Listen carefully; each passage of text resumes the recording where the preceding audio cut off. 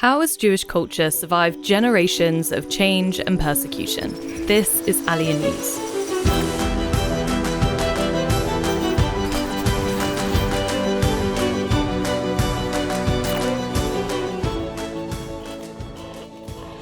We visited the Anu Museum in Tel Aviv, the largest and most comprehensive museum dedicated to the Jewish people, to explore how Jewish identity and peoplehood have endured through centuries of exile, integration, and persecution. The museum also highlights the emergence of a modern Israeli identity shaped by the blending of diverse cultures, while celebrating the enduring connection between Israel and the Jewish communities around the world. Hi, my name is Lindsay Shapiro. I'm the Senior Coordinator of English Education at Anu Museum of the Jewish People. Anu is the largest and most complete Jewish museum in the world. We're located here in Tel Aviv on the Tel Aviv University campus, and we've been here since 1978. So welcome to the first floor of the museum. At Anu, there are 3 different floors. We're starting on the first and we're going to go up.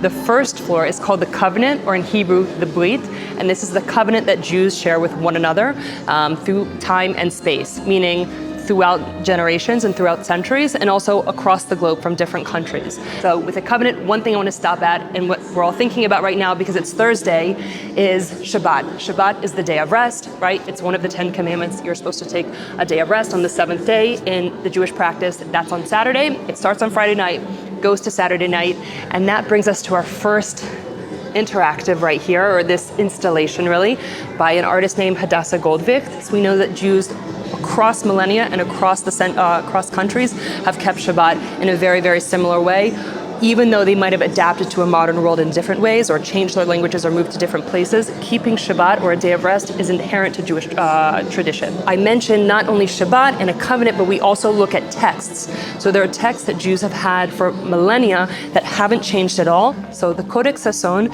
is the oldest and most complete Bible in the world. You can see it's in pretty good condition, taking into account that it's 1,100 years old. It's estimated that it was written around the year 900, somewhere between modern-day land of Syria and land of Israel. So it's pretty native to the region. It's 1,100 years old. It's called a codex because this is the text that would have been used to go to other communities and use as a copy. It was like the copy that you would use to then make other Tanakhs after. Jews are known as people of the book, and also we call Jews people of the book and people of the story. So the story and the history of who we are is central to everything that we do. It's also geographically right in the center of the museum, at the core of the museum. So this is the core of who we are. All right, so now we're on the second floor. We've gone from the covenant now to the Masa, or the journey. This is the journey of the Jewish people. So we know that Jews have traditionally come from the land of Israel, from the Middle East here, but we know that Jews have also spread out to other parts of the world and been impacted by the places that they live. So on this floor, we're going to take a look at some of these places that Jews have gone to, how we've influenced and been influenced, and how we've still, no matter what, kept our Jewish traditions with us.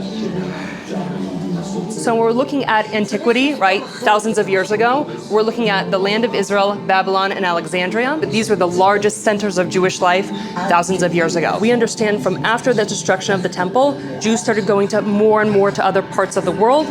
Around the time of the destruction of the temple, there were 90 Jewish men who were taken as prisoners to Rome to work as prisoners or slaves there. And from there, we see an explosion of the Jewish diaspora from Rome and leading to other places around the world. Jews, since the destruction of the temple, not everybody left. There still has been a Jewish presence for thousands of years in Israel. There was still a Jewish community here, and there has been for a very long time, up until today, of course. And now we're going to move on to the times of the Middle Ages. We're talking around the 10th to the 15th century here.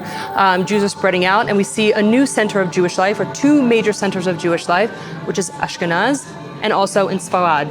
Ashkenaz meaning, if we put this into modern terms, France, and then Germany and Belarus and Poland and Ukraine and places like this, Central and Eastern Europe. And Sfarad literally in Hebrew means Spain. So this is what we're talking modern day Spain, Portugal, parts of Italy, Greece, Turkey, and also North Africa. So now that we're moving to the times of modernity, around the 17th, 18th, 19th centuries, that for many Jews, gates or closures that previously were there, that they weren't allowed to go to certain schools or live in certain areas or have certain professions, now in some parts of the world, these gates were open and they had more freedoms. Not everywhere, but generally, we see a much greater sense of freedom for Jews in different parts of the world. If we're looking at the late 19th century, right, end of the 1800s, a major event happens that influenced the world up until today. In 1895, French Jewish army captain Alfred Dreyfus was accused of treason. He was accused of spying on the French army for a foreign army, and he was brought to trial. Now, there was no real evidence here. It wasn't clear that he actually did this. Dreyfus is a very recognizable Jewish last name. Everybody knew that he was Jewish. During the show trial, when Dreyfus was on the stands there, one of the reporters was a young, relatively secular Hungarian Jewish reporter, and his name was Theodor Herzl. He credits this trial as giving him the inspiration to write Alt Neuland, or Old New Land, or becoming this major leader in the founding of the modern Zionist movement. All right, so now we're moving on again in history a little bit, and we're seeing this rise from the 18th and 19th century into the 20th century, this rise of political movement. And Jews are also asking themselves the same question, but one of the leading answers at this time is this concept of modern Zionism, of this idea of not only going to the land of Zion or the land of Israel, but returning. So we're establishing this idea that Jews need to go to the land of Israel, we need to move there, we need to work in the land, like this man is working. He's tan, he has a shovel, he's harvesting the crops of the land of Israel. That's what he wants to do. The Second World War ended in 1945, and on May 12th, 1948, the State of Israel was declared, not so far from our museum here, just a few kilometers away. It wasn't all roses immediately afterwards, because the country was already in the middle of and continued on in the War of Independence, in which thousands of young Jews and non-Jews also lost their life fighting to establish this country. We know in the years and decades following, we see an explosion of population here in the State of Israel, Jews coming as refugees from Europe, Holocaust survivors that are coming and trying to find a new place to live.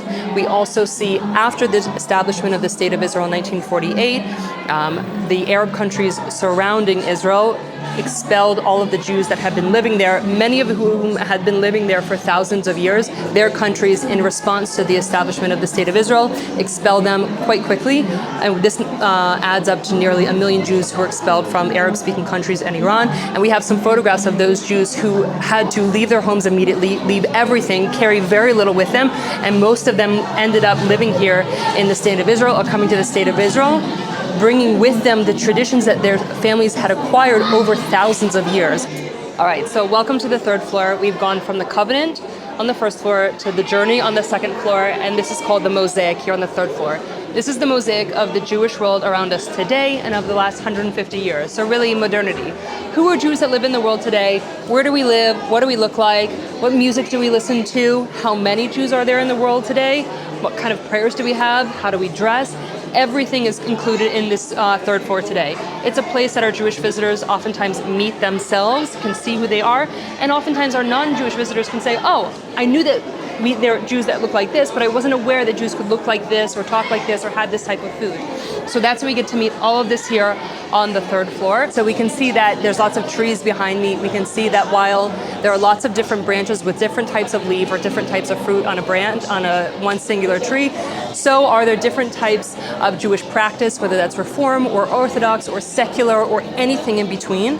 Here on this floor, we can talk about theater, dance, cinema, music, literature, languages, food, humor, everything in between. So I want to add and summarize with ANU Museum of the Jewish People tells the complete, unique, and ongoing story of the Jewish people. And I would invite anybody, regardless of their religious background, regardless of where they're from, to meet us, to enjoy the museum, to talk to us, to open up dialogue. That's I think the best way that things are going to happen is when we are all talking to one another and curious about one another's life. We're here in Israel where all of this started, and it's all continuing, and we're happy to be a part of it, and we invite everybody else to be a part of it as well and continue this conversation and story together with us. Throughout centuries, God has faithfully preserved his people. He promised that as long as the sun shines by day and the moon and the stars by night, Israel would never cease to be a nation. The re-establishment of the State of Israel in 1948 was one remarkable expression of that faithfulness. Yet God's preservation of the Jewish people was evident long before then, sustaining them through exile, persecution, forced conversions, assimilation, and ultimately the gathering of Jewish communities from around the world back to their ancestral home. This is what the Lord says. He who appoints the sun to shine by day, who decrees the moon and the stars to shine by night, who stirs up the sea so that its waves roar, the Lord Almighty is his name. To plan your visit to the Anu Museum, visit the website at www.anumuseum.org.il. Thank you for watching, and don't forget to subscribe to the Ebenezer Operation Exodus YouTube channel and hit the notification bell. See you next time.